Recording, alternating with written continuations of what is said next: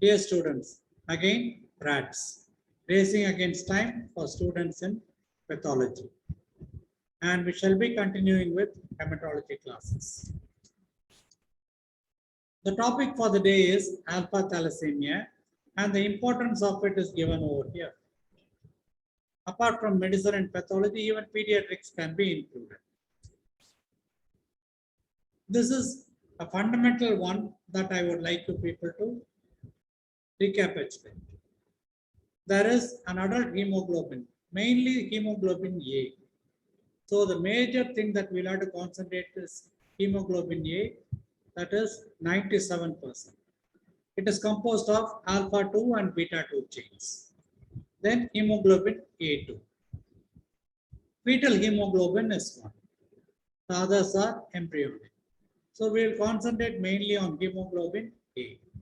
And we find that it is composed of 2 chains, no, 2 beta chains and 2 alpha chains, which are being interlinked by means of iron to form the hemoglobin.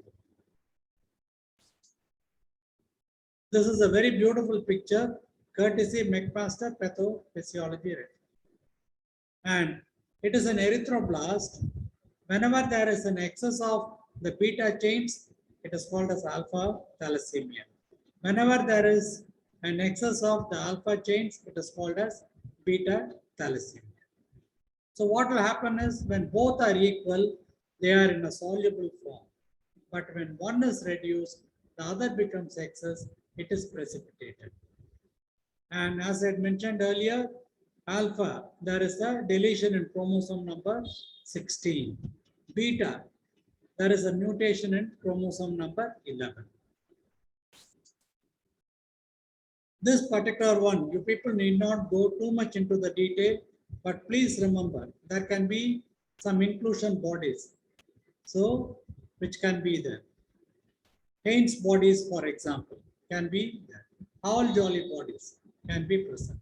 They are present in other conditions also. These can be asked as questions. Kindly read up the text. Coming to alpha thalassemia proper. Definition is, it is a disorder with defective synthesis of the alpha chains. Hence, there is a decreased production of hemoglobin A, A2 or hemoglobin F. More common in countries such as Thailand, Southeast Asia. And there is a number of precipitations. One is called the alpha thalassemia trait, which is asymptomatic and difficult to diagnose. Look at this one, alpha thalassemia 1. You find that there is a defect in one parent, but then there is adequacy from the other. Alpha thalassemia 2, you find that there can be minor defects in both, but then there can be the rest being produced, as a result of which the manifestations are minimal. This is alpha thalassemia trait. The normal hemoglobin we had seen earlier. And this will be the types of thalassemia. All the black ones indicate an abnormality. In one, I find that there is a single abnormality. In the second one, there are 2 abnormalities and 2 again. In hemoglobin H, there are 3 abnormal genes, and in Hydrops, you find that all the 4 are abnormal. So the books say, remember it as 1, 2, 3, and 4. That is what is there. In a silent carrier, there will be 3 genes which are normal. Only one is abnormal. Alpha thalassemia trait, 2 genes are normal, 2 are abnormal. Hemoglobin H, 3 are defective, 1 gene is present. And in Hydrops foetalis or Haemoglobin Bart, all the 4 are abnormal or defective. So there is 0 normal gene. This can be a blood picture in a case of hemoglobin H. Earlier I mentioned in trait, it is almost near normal. Now what are we seeing in hemoglobin H? I find that the cells are microcytic, hypochromic, but then there are a good number of spherocytes. Spherocytes means no hemoglobinization, round and dark cells. They are the spherocytes. And look at this particular cell. It has got a purplish tinge, slightly larger than the RBC. It is a polychromatic cell or a reticulocyte. The anemia is moderate, microspherocytes are present, basophilic stippling can be present, target cells. Look at this one. These are the target cells or the Mexican hat cells. Haines bodies can be present as inclusions. Hepatosplenomegaly. Infections are common. And these are the Haines bodies which are being presented. They can be demonstrated by means of supravital staining. Haemoglobin Bart is another one. So it is a more severe form of alpha thalassemia, more common in Southeast Asia. And it is homozygous for the 0 alpha gene. There is a total suppression of it. And the precipitation of gamma tetraploid.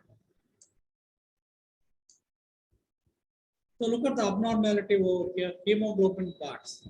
The other name is Hydrops foetalis. So there is a fetus which is swollen. I find that the head is also swollen. There is an abdominomegaly and then there is an organomegaly.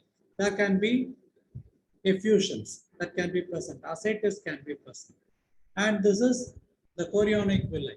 You find that the villi are large, edematous, swollen, and there is a total absence of the normal hemoglobin over here. This is called as Hydrops foetalis. What will be the manifestation in the blood? Look at the severity of the anemia when compared with the previous one. In the previous one, I am finding an anemia, but it is not as severe as this. So there is a severe pallor, severe hypochromia, thin rim of hemoglobinization, lot of purplish cells without nucleus. They are called the reticulocytes or polychromatic cells.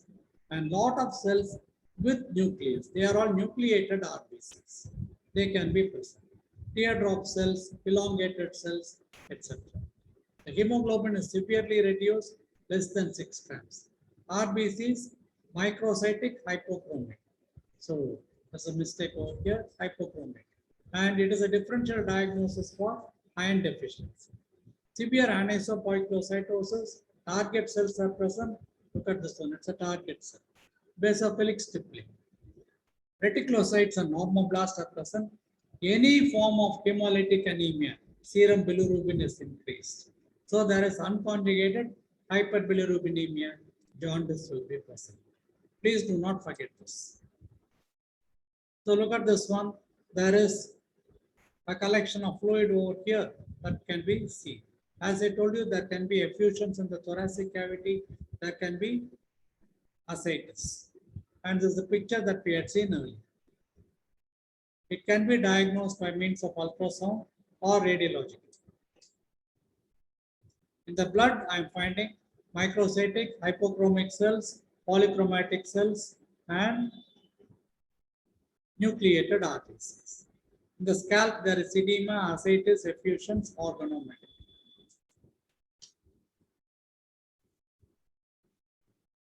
And this is the fetus. It can be severely jaundiced, stillborn, or even if it is born live, it will die within a few hours.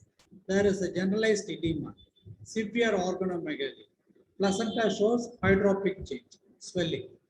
Antenatal diagnosis can be done by means of chorionic villus biopsy, PCR analysis, and fetal DNA. And the treatment will be termination.